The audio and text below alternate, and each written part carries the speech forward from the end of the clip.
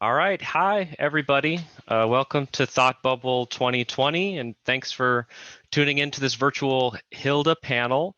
My name's Bryan Korn. I'm series producer on the Hilda animated series. The first season of Hilda premiered in 2018 on Netflix, and we're very excited to share the second season in almost 1 month's time in December. Welcome, and I have the enormous pleasure of being joined by Luke Pearson, the comic book artist, writer, illustrator who created the Hilda series of graphic novels and serves as creator, executive producer, writer of the animated series. So welcome, Luke. Thank you, Brian. That was a very nice introduction. Thank you very much. I spent hours scripting it. So now we're going to go off script, and I thought that this could be an opportunity. So I work on the show, you work on the show. We've been working together on this thing for what feels like many years, because it is many years. I think this is an opportunity to kind of. I think we started like 20. I think if we first met in like 2015. No. Even earlier. I think maybe 2014. That's actually maybe a good place to start, which is how this show came to be. So I'm sure it's, a lot of our listeners are either artists, writers, comic artists of their own that are maybe interested in seeing their works adapted. How did we get connected? Well, from my point of view, I just received a book in the post, which was a book that looked like one of the books that Hilda has in her satchel in Hilda and the Bird Parade. And it was like a kind of a version. It was like a real version of that book that had a Trollberg library card inside it. And I opened it up, and it had like a little message, and there's the book. And there's the real book. Yeah, it had a little wooden USB stick in there describing what you guys were pitching, I guess. It was a little elf letter, and it kind of had a little Silvergate show reel, so I knew what you were all about. And yeah, I feel like maybe there was a follow-up email or something, so it wasn't entirely mysterious. So before this little indie production company named Silvergate Media reached out to you, you had published 3 books in the Hilda series and were working on a 4th. So that's really how we came across Hilda. Was that one of our producers, Kurt Mueller, found at an indie bookstore in Brooklyn, found the Hilda Folk book, which had maybe just kind of come to America at that point, that No Brow published, and brought it in, and we fell in love with it, and we got all 3 books, and we shared it around the office, and we said, this is the kind of, as an animation production company, this is exactly the kind of thing that we wanted to be working on, because it's like a kick-ass girl at the front of fantasy adventure stories that feel just kind of true and like deeply emotionally grounded. And so we went after it and sent you a fan letter. And we approached you and sent you this pitch, and then before you said yes, hey, I want to make the show with these guys, what was that thought process like? Had you thought about adaptation? I know that you've done some work in animation before. Yeah. well, I hadn't really done that much work in animation. I think around that time, I had done I did a few storyboards for Adventure Time, but they were fairly like one-off type affairs. And for Hilda, like I hadn't seriously considered adaptation early on. I think maybe like before I even started the comics, when I was kind of drawing the character, I kind of had an idea, like I could see it as an animated series, but at that point I didn't know. The path to that seemed so vague and far off that it wasn't a serious consideration. And around the time I heard from you guys, there had been like talks and discussions and just some interest about Hilda prior to that, but nothing had. They were all a little bit off, and nothing had been agreed to, basically. And when this came through, I had an immediate kind of positive reaction, just because, I didn't know exactly what you wanted to do with the show or how it would turn out, but the fact that you kind of there was obviously like an interest in the details of what I'd done, and it felt like at the very least, if you liked that, then I should be able to sway the thing in the direction I'd like it to go in. If you were that interested in the nitty gritty of what I'd put down, so yeah, I was hopeful. Can you share any like broad details about the pitches you might have gotten for animation before? Not to sling mud, but I think the listeners might be curious, like what was off potentially about those previous approaches. Well, there was just there was only a couple, and not many like really got to the point where I really knew how it would go. But there's certainly, it seemed like certain people were more interested in taking kind of the general idea of Hilda, taking the character, or kind of like skewing it in ways that didn't really interest me, and kind of changing quite fundamental things about it, and maybe only leaving the kind of outer shell what it would be. And I was feeling kind of a bit cold about that. So yeah.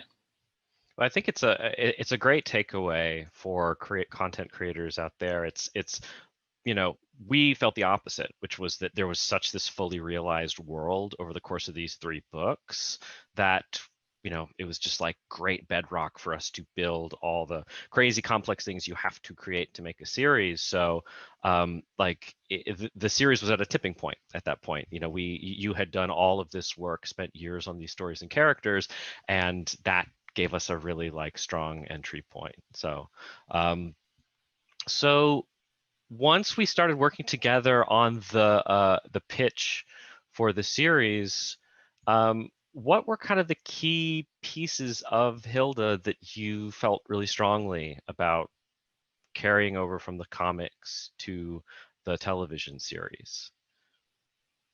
I think I was fairly like open to it, but like I wanted to keep the general logic of the world. I mean, obviously, ideally, I wanted to keep everything the same. Like that was my gut feeling. Is like, well, I've put the work in. I've gone through all these thought processes myself. I've figured out all these characters myself. I spent a long time figuring out how they all click together. So one of my desires was to not unpick that for the sake of it being animated, and I didn't feel like it had to be. And I wanted to keep the general feel of the comics, as vague as that is. But I had a feeling, I had a sort of vague concern that it could become too TV and too I don't know, formulaic or something. That was my like impression, having never gone through the process before of what might happen when you're making a TV show. So I wanted to make sure it's still kind of weird and a bit scary, and could be slow paced when it has to be, and yeah, I wanted to keep the kind of the logic of the world, where I think is a little, I don't know, like keep the idea of these the kind of the fantastical and the normal kind of living side by side in a kind of strange kind of way. Yeah.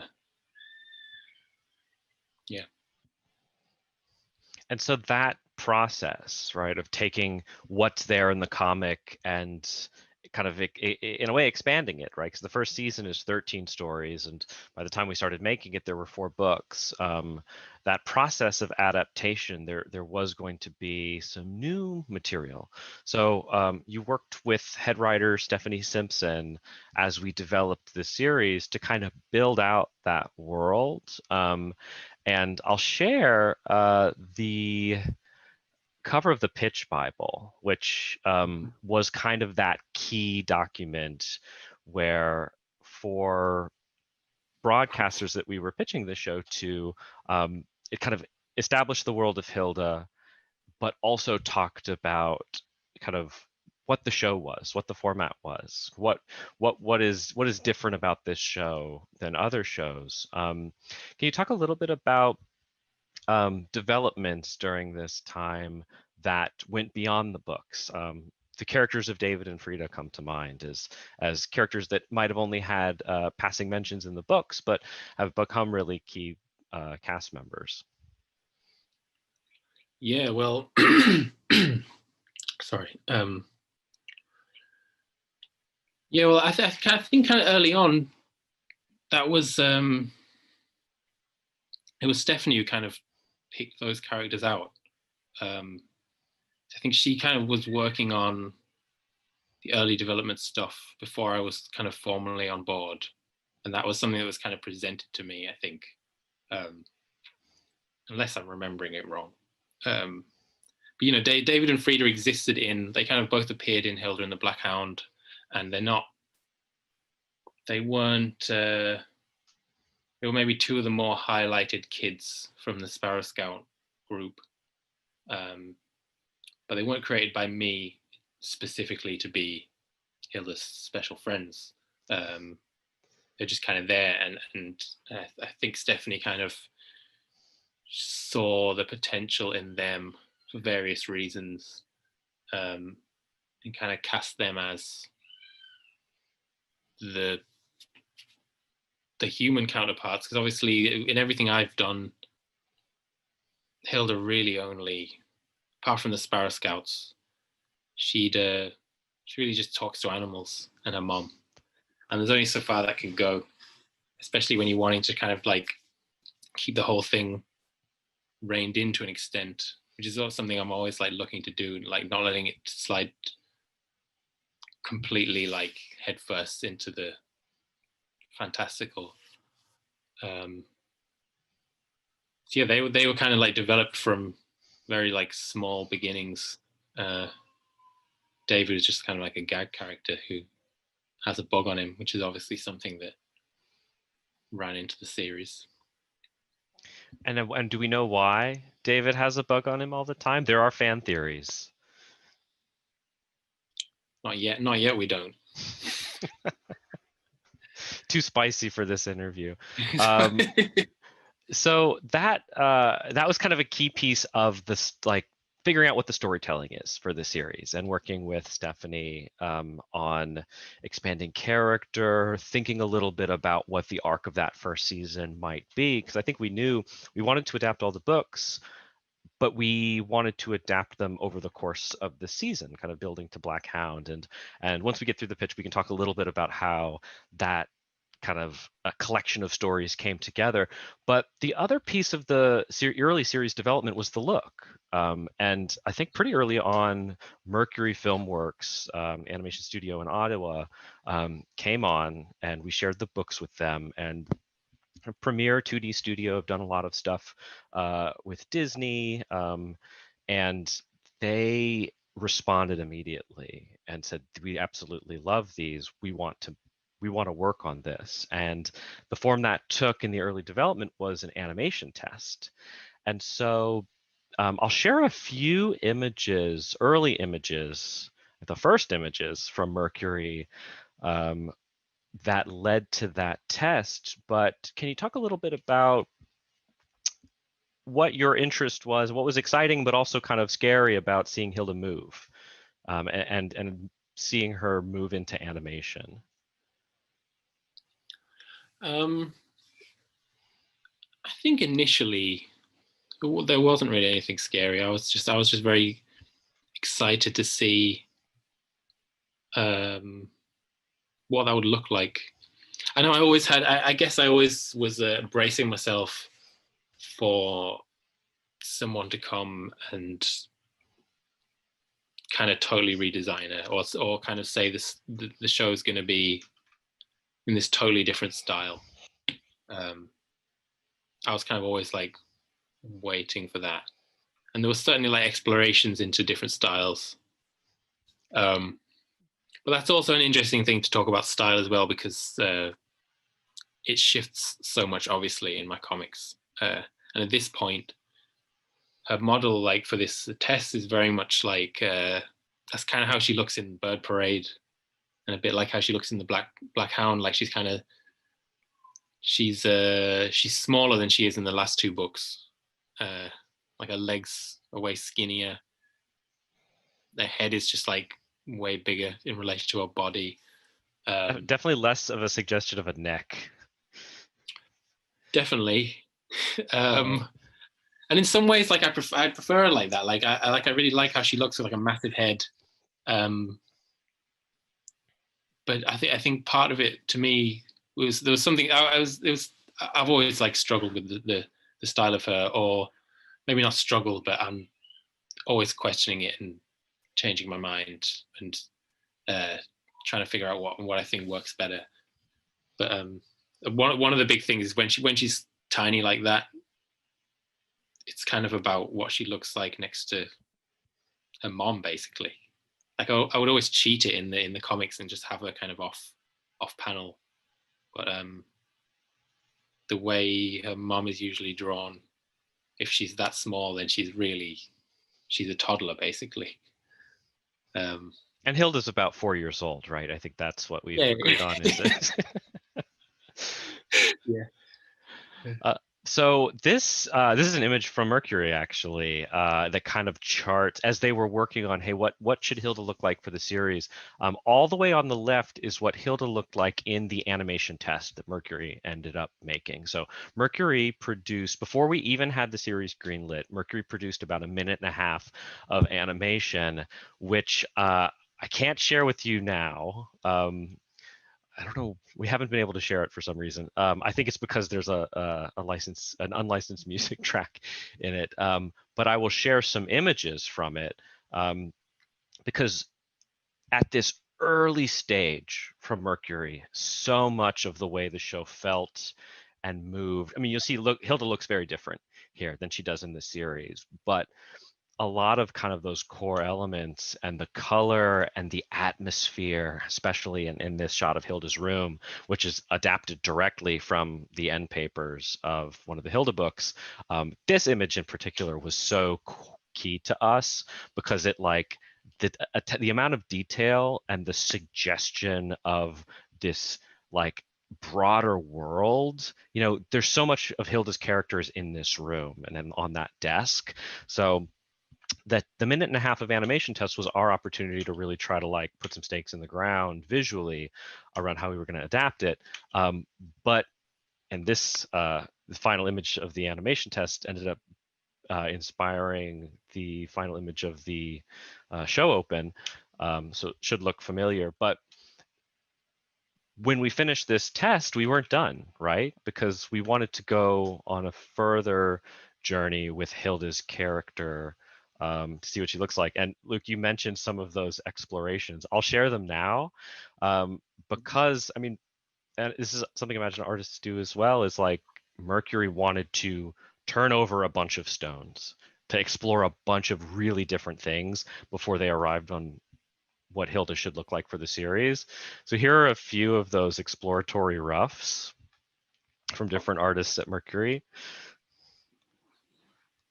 So here's super dynamic Hilda. Not too far from where we ended up. No, I did really like that one. I think that's one where it's kind of like it looks cool, but it's also like, I mean, it's just really close to what she kind of ended up being, actually. Yeah, maybe a little older. I don't know. Yeah, she's Yeah. like a little taller. Maybe this is Hilda in a couple of years. Here's some explorations of Twig. This is really close to where Twig ended up. Here's another of Hilda. Super cute. Here's more of a stylized painterly Twig. It's really cute. I love this one. Totally different show. Yeah, well, this is one of the ones where it's like I really like how it looks, but it felt like it's someone. I mean, that's literally what the exercise was, I imagine. But it's like it feels like her proportions and shapes have been pushed around, just kind of for the sake of it. I mean, I can see how it might be more. Maybe it would be more fun to animate. But it would be pushing the show in a visual direction. Just felt more kind of ordinarily cartoony. Yeah, I'm interested in the lack of fingers on the medium shot. This is really cool. Like a slightly bit more realism. Still very cartoony. This is my favorite. This is this is a totally different Hilda. And I also like the idea that she just walks around barefoot all the time.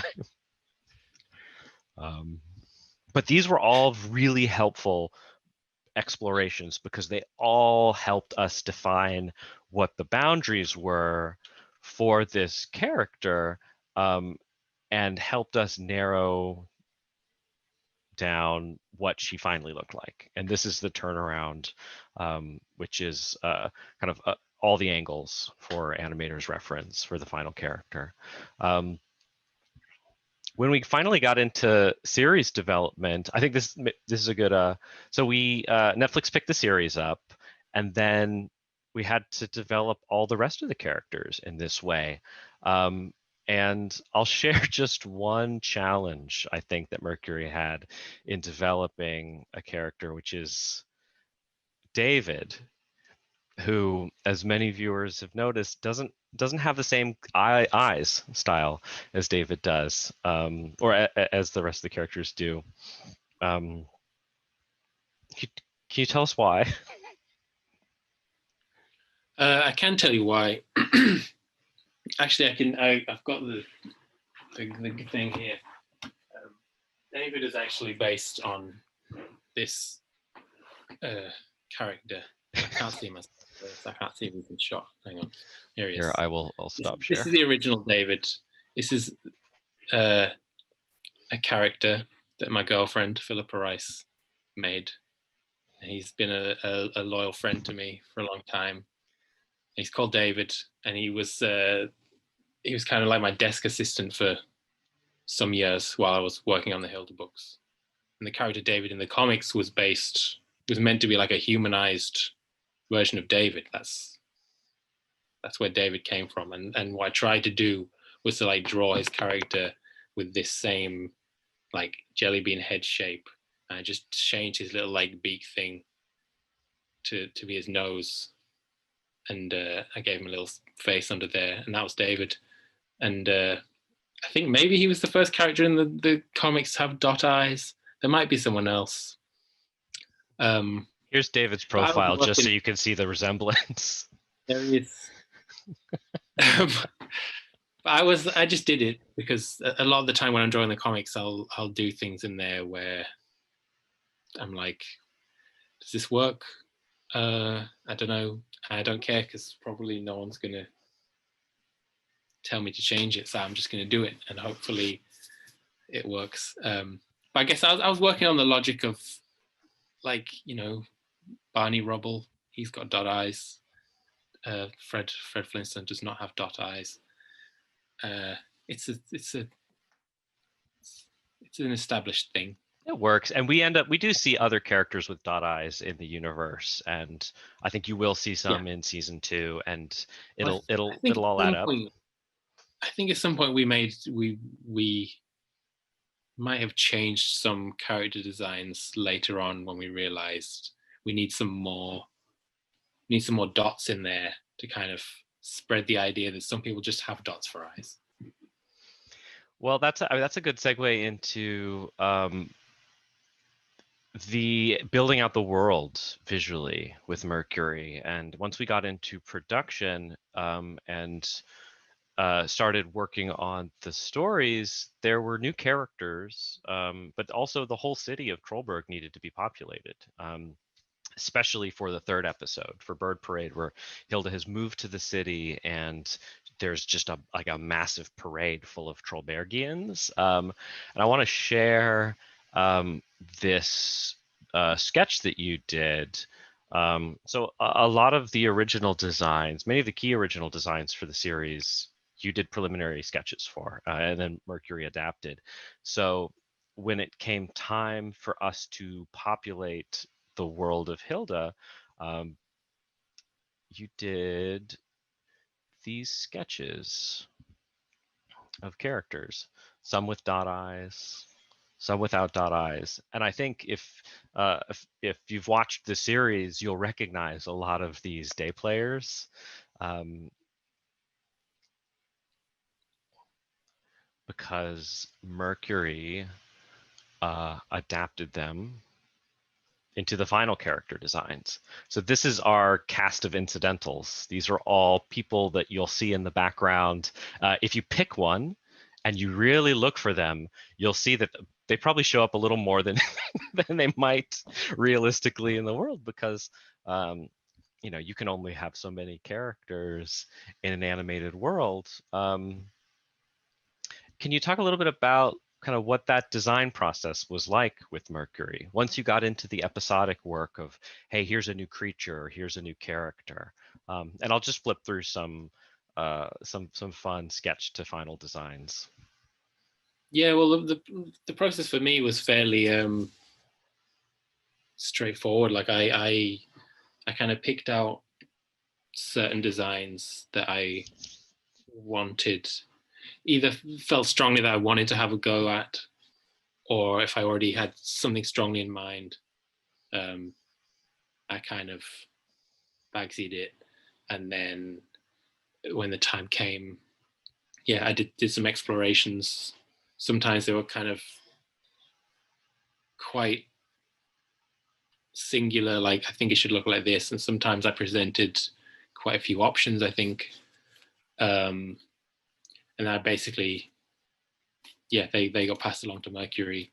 And then someone at Mercury interpreted that and usually brought some new elements to it as well at that point. And then there was a bit of back and forth, a few rounds of notes until it kind of landed on the final thing. Yeah, so I think for the Mara, like, well, I'll say this, like, I remember one of the things very early on with the Mara was that they were originally written as like she was written as like a full-on goth kid. And that was, I remember that being like the first thing in the show that I really kind of came up against as something I wasn't like on board with, because it wasn't anyone's intention. I don't know if anyone else would have seen it this way, but I felt like there was a feeling in the script that if the Mara was this kind of goth and Hilda kind of singles her out for being weird, I felt it was an element, as someone who was not a goth but was somewhat aligned with goths as a kid. Didn't like the idea of like Hilda being someone who would like pick on the weirdo kids. Do you know what I mean? Yeah, she's not captain of the football team. She's somebody No. who sees subcultures or marginalized folks and wants to connect with them rather than think that they're ghosts. No. So I tried to make, so my pitch for like the Mara's design was to make her more generally a teenager, whatever that means. But that was the general angle. Like she's a scary teenager.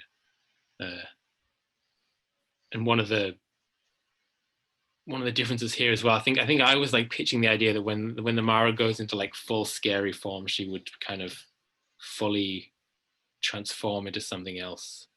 Like these are all quite a bit weirder than what they ended up being in the woods. But I think the final, there you can see she's just a kind of creepy shape. But I think conceptually it's like cleaner for them to just keep their kind of scary teenage girl forms rather than being full-on monsters. Absolutely. And we're jumping around a bit, but I'll say Mara is a great example of a character that was not in the books, but came out of the writing process where we kind of did some research into kind of folklore texts that you had read, Luke, and that inspired you for elements of Hilda's universe. This book by William A. Craigie. Craigie Williams is the name of the character in the series. Was one of this. I think this is the one that the Mara came out of, where these are like these old Scandinavian folk tales that are kind of like at the intersection of like, you know, folklore and like,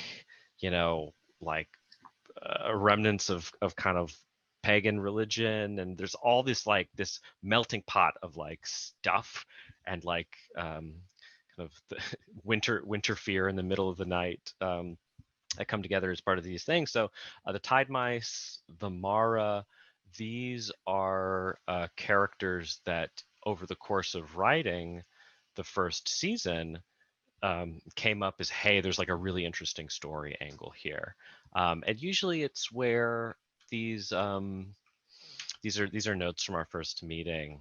I'm trying to find. Usually it's where the folklore story. There's some character angle for Hilda. So Mara, it's a story about fear, and Hilda's a fearless character, and that seemed like a really rich fulcrum for a story. Tide Mice, which are these cute little mice that grant good luck to the person they're enchanted by. That's a story about desire, and a story about kind of like wanting to enchant your way to success, which also felt like a very rich story for Hilda. So can you talk a little bit about what the role of folklore and of research was in generating those first season stories? Well, I mean, that's always been there from the start. Obviously, that book you picked out was one that I was reading before I did any of the comics, and various. Well, the Woodman quite specifically came from a story from in there, and or every element in the comics I did came from some folk tale to a degree. Well, that's not true. Not every element, but a lot of certainly the elves, the giants, the trolls, the obvious stuff comes from there. And like when it came to doing the show, I basically like just shared all my resources with you and with Stephanie, pointing towards the books that I'd been looking at. And I mean, I think one of the jumping off points was you guys and Stephanie kind of just picking some things out there that you were interested in, and then we talked about them, and the stuff that kind of felt most appealing, we developed further. And a lot of it as well, it's like it's not so much just kind of picking a creature and just dropping it in, because you could quite easily go through an old book of folklore, find a weird creature, and just be like, all right, well, what happens if we just stick that creature in the real world? Then what? What happens if it's in the present day? But I like to think we tried to come at it a bit more thoughtfully and try and keep the kind of the theme or whatever the underlying root of that story and those creatures is. If that makes sense. And yeah, absolutely. And I'll say we tried to carry some of the details in too, because you read these stories and like they're so specific and like so like to the people who were telling them and the people who were gathering them felt so real that like some of these details are like too strange for us to even make up. Like things like the ghost wrestling in season 1, that's not something that we were like, oh, wouldn't it be funny if you had to wrestle the ghost? It's like that was pulled directly from like one of these folk tales that gives you instructions for how to raise the dead. It's like you got to wrestle that ghost or else he's going to come back and haunt you. Yeah. Or another good example of that would be the cows in the Beecher tunnels, which I feel like, I mean, I can't even remember. I can't quite remember the story, but you would assume that was just a crazy random humor. But that came from the source, Yeah, material. Vitra cows, and that's sort of something we took and ran with it. It's also a great example of a world that didn't exist in the books. Like the Vitra shows up really briefly in Black Hound, and we were like, oh, we love this little angry onion guy. Yeah. What happens if Hilda follows him underground? And so by creating a whole new world for an episode, Luke, you started by providing us sketches, and these are those early Vitra sketches. You see cows crossing here, you see a Vitra practicing a dance routine, but this gave Mercury like an early suggestion of what that world might look like. So we wrote the stories, and then we had to make them come to life. And a key piece of that process was casting voices, casting Hilda, David, Frida, Mum. Some key decisions in that process were using British voices for the main cast and casting actual kids as Hilda, David, and Frida rather than casting adults doing kids' voices as many, many cartoons do. Can you talk a little bit about those decisions and how we ended up there? Well, I kind of remember some of the discussions about what accent she should have. You know, we sort of talked about, you know, where is this set? And in my mind, it is set somewhere in Scandinavia in a sort of alternate universe, but it's a sort of specific place. And I'm sure, I think there was some discussion of, well, in theory, she probably should have a Norwegian or Swedish accent. But it doesn't really make sense when it's an English language show, obviously. And so we kind of, I think that on British, it felt like, on one hand, it felt like a little closer to that than an American voice would.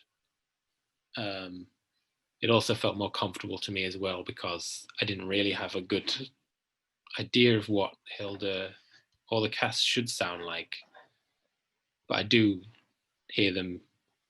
I hear the way they say things. They say the things in a way, in an English kind of way, because that's how I'm writing it. So that felt more natural to me. And yeah, I'll add that, you know, if the show had lived maybe on a different network, there would have been more of a conversation about actually dubbing the show with American voices. But we're very happy that we have not, and I think the voices have traveled really well to territories outside of the UK because of the authenticity of the performance. And I would say that like so much of our cast, it was hard casting the show. We listened to many, many Hildas.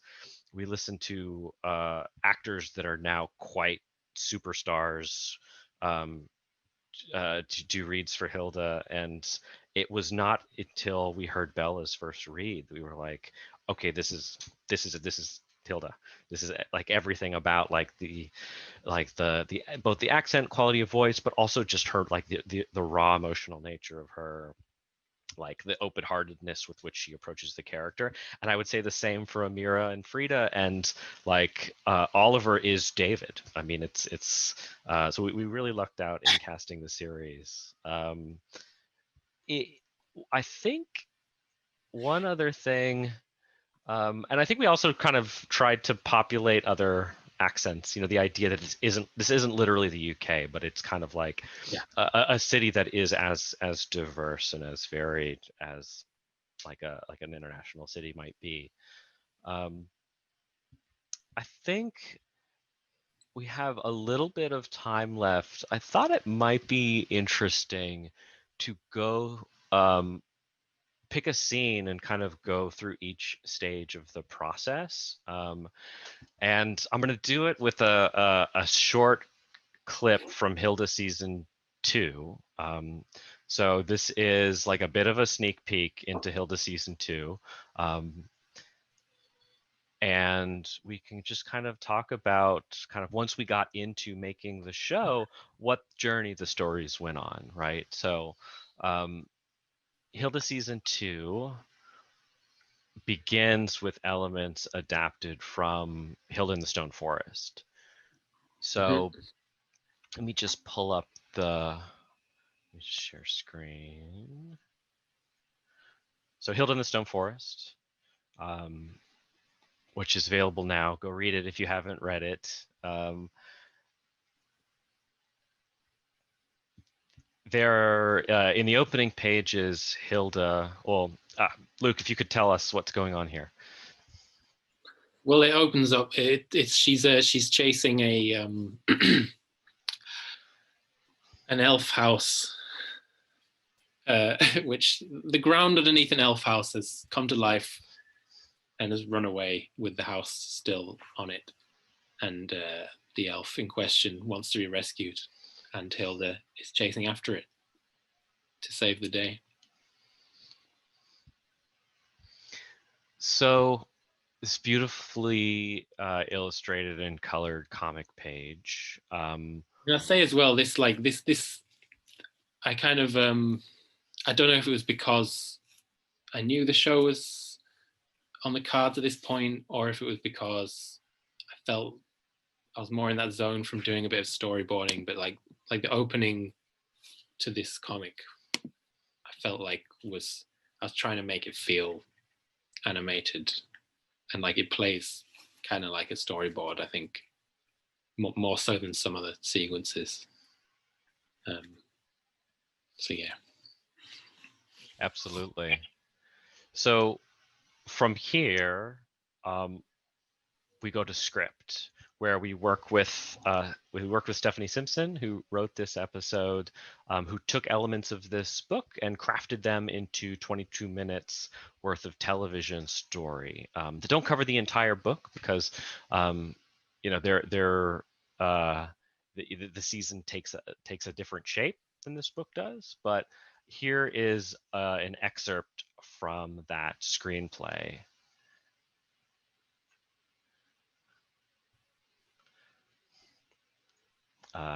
Hilda and Twig chase the dirt clod over an old fence, down into the rail yards, into the train tracks, along the tracks under an archway in the Trollberg city wall. So here's that archway. So Mercury is now in a position where they have this comic page as visual reference. They have the script, so they know exactly what needs to happen for the television story. And then, Luke, you mentioned storyboards. Can you talk a little bit about what that process is like? The storyboard process is, I guess, like roughing out. It's like a rough version of what will be animated, but it's basically kind of defining the shots and the transitions and specific motions the characters are doing, but all in a kind of rough, kind of sketchy form that can then be timed to the the audio, and it kind of prepares the animators, so the animators know what to animate, basically. So I was just flipping through the thumbnails from your animation test. I don't have the storyboard for this episode, but what I do have is the animatic, which is the studio then takes that storyboard, and then what we've done kind of on the Silvergate side is we've recorded all the voices that we need at this point. So we've created something called a radio play, which quite literally is the episode in voices.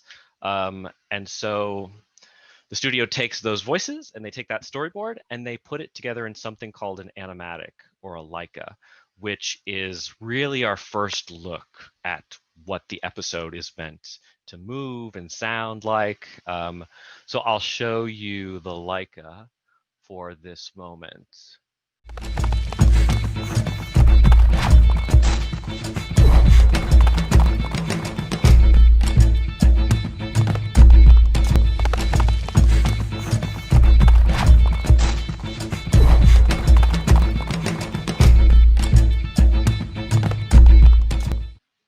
So you'll see even that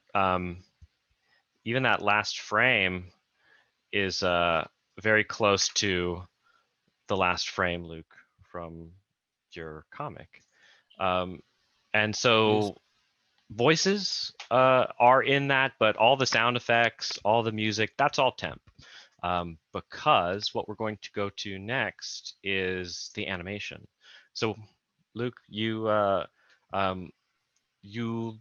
what's your so we look at the animatics, right? And what kind of things are you looking for in an animatic as you review? I guess we're looking for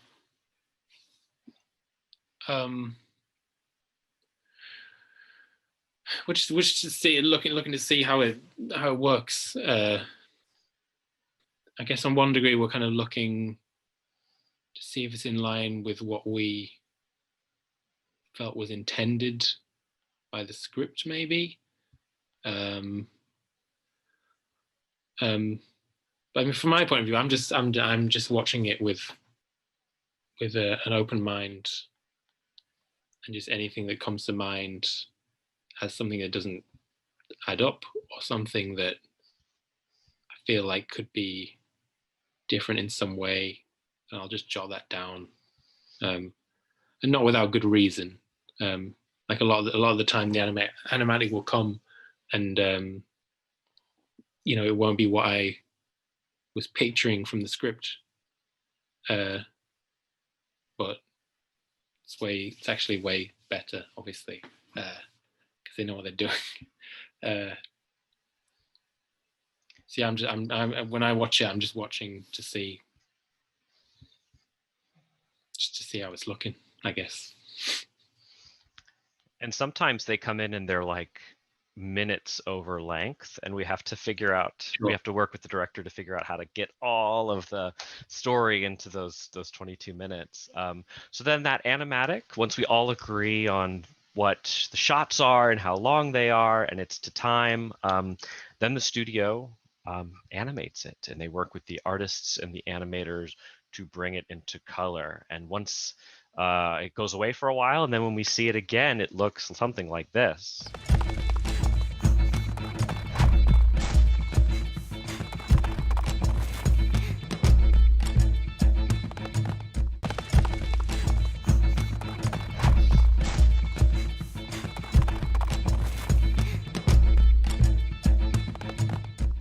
So from those black and white rough sketches to just lovingly hand animated frame by frame, this is what we see. And then once you receive a first pass of animation, Luke, how does that feel when you get, oh hey, here's this scene from this comic that you had worked on, what was probably many years ago at this point, seeing it moving in animation? Yeah, it's exciting.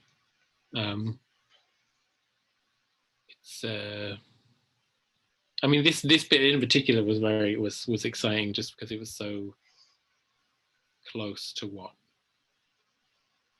I tried to do, and it was just kind of fun to see it kind of brought to life so accurately, especially even the cameo of Edward the Train from Thomas the Tank Engine. It's made it in there, which I was very pleased about.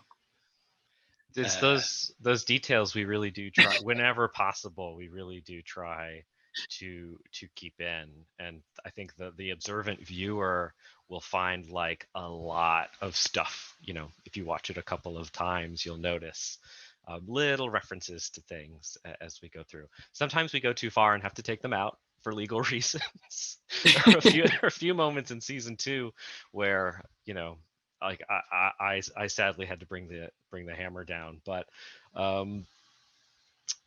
so again, this is still temp sound. So once we all, you know, the picture is locked and the animation in there and everything is moving and feeling the way we want it to, then we have to go and design all of the sound. And our sound designer looks at every single footfall of every time a character puts their foot down. He has to design what that sounds like, whether it's dirt. And I guess, Luke, can you talk a little bit about how the series sounds musically, how the sound design is, and kind of what the philosophy was there in that first season, kind of arriving at what the show should sound like? I mean, in terms of like the sound effects and stuff, like I remember there being discussions about should it be like entirely kind of natural sounding, or should there be like a cartoony element? And I think we landed somewhere where, generally speaking, like it does feel quite natural, and it feel that the sound of Hilda's feet on the floor and the kind of the general kind of ambience feels pretty natural and real, like you can really be there. But then you got characters kind of like Alpha who kind of look and behave a little bit more like a cartoon character, and he kind of like brings, you know, there'll be little like swishes and boings because he's such a funny cartoony little guy. And yeah, and for the soundtrack, and I feel like you could probably talk through that more eloquently. It was a long process that we worked together on, right? I mean, it was sort of like you start from, wow, what does this show sound like? And you kind of pull up a palette of musical influences and a playlist, and it's like, well, like there's a couple of different directions here. Like you could go, you know, there's an element of folk, there's an element of like, you know, of rural music, but like, do we go too far? It shouldn't sound like Mumford and Sons. It should have its own sonic identity. And I feel like part of like a big part of how we arrived there was working with Grimes on the opening title song and the inclusion of electric music and digital instruments and synthesizers that inspired Dan Mangan, who scored the first 4 episodes, really like define what that palette of instruments and sounds is. And then from there, it's just kind of like we worked with our other composer Ryan, and kind of yeah, it just kind of like kept kind of trying to push the format for each. We try to score these like they're little movies, right? You know, we don't have like soundtracks that we keep going back to. So we're always trying new sounds, from the Tide Mice episode, which has like kind of a crazy like industrial metal Trent Reznor Atticus Ross sound to it. But, you know, and oftentimes the temp music that we use in the animatics and in the first stage of animation influences the style and feel. So I'll play the final sound for this clip, and you'll get a sense for how it's all come together. All of these different collaborators building towards what is the final mix of sound and final picture.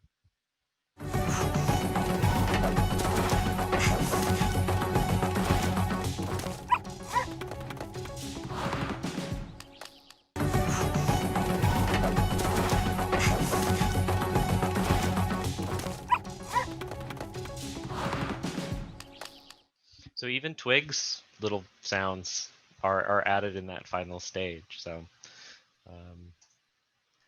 that's just one 7-second sequence, but over the course of a whole season, you get the sense for how many people participate in the process and how much kind of comes together to make this show. So Luke, we only have about 4 more minutes. How has it been working on this show, and has the show influenced your work as an artist? Has there been kind of a reverse influence on the comics and on the work that you do, having worked on this TV series? I mean, truthfully, like as far as it's how it's affected me as an artist outside of the show, the last few years since becoming a father a couple of times, the show has been like that has been my work. So I have no idea how it's going to influence stuff going forward. Apart from, obviously, I drew. It did have there was some like interesting effects on the last Hilda book I did, Hilda and the Mountain King, which obviously I hadn't. That wasn't done when we started working on the show. In fact, I hadn't even finished Stone Forest when we started working on the show. And kind of writing. Yeah, we were like at an interesting point with that book where I was talking to kind of Stephanie and you guys about where I was kind of going to go with it, because the show is like pointing loosely in the direction of that was going in the comics, and I knew they were going to kind of build towards some version of that, but I hadn't started it yet, and I was there was some interesting kind of overlap in that. I was talking. I introduced a character in Mountain King who is like this troll hunter. That was the initial idea. This guy that Hilda kind of butts up against, and he only shows up in that book, but I was kind of talking to you guys when we were kind of pitching season 2, and it made sense to me that he should come into the story earlier, because when I was doing the book, it felt like I kind of wished I just hadn't come up with him in the previous story, but it kind of made sense that he maybe should have been there. So this character kind of got developed for TV and for the comic kind of simultaneously, and they're quite kind of like 2 different versions of the character, because I kind of tried to like stick to my initial version of him for the comic, while also like developing his kind of like his counterpart. And yeah, there was kind of some interesting push and pull there, including like Stephanie basically naming the character, which ended up being the character in, like, he's named that in the in the book. Like, I don't know what it would have been called otherwise. So yeah, the show certainly had like a big effect on that last book, even though I was, quite consciously also trying not to think of the show at the same time and just finishing what I started. I think really rewarding for people who are reading the comics, and then are also watching the show. So I recommend everybody read the Hilda comics, all the way through to Hilda and the Mountain King. And then I think as you watch season 2 in December, you're going to see kind of all of the different ways that they're interacting, and kind of the story that they're building too. So Luke, anything you would like to leave the Thought Bubble listeners with before we sign off? Nah. Let's wish them health, and certainly wish them health. Yeah, and I'm sorry that No, I'm glad I can't be a thought bubble right now, to be honest. Like, if there was a thought bubble, we're in it. We're in the bubble right now. we're in it. So. This is it. This is it. I hope everyone's well and happy and enjoying the virtual comic festival experience. Absolutely. Well, thank you, Luke. Thank you so much for your time and for your creative energy. We implore everybody to watch Hilda season 2 when it comes out in December. Release date to be determined still, but check out the Hilda Twitter and Instagram. That's where we'll be posting it, along with a link to the Hilda trailer as soon as it's available. We're so excited to share this season with you guys, and Luke, thank you again for your time. It's been a really exciting chat. Thank you for your time. All right, I will see you. Goodbye, everybody. See you guys.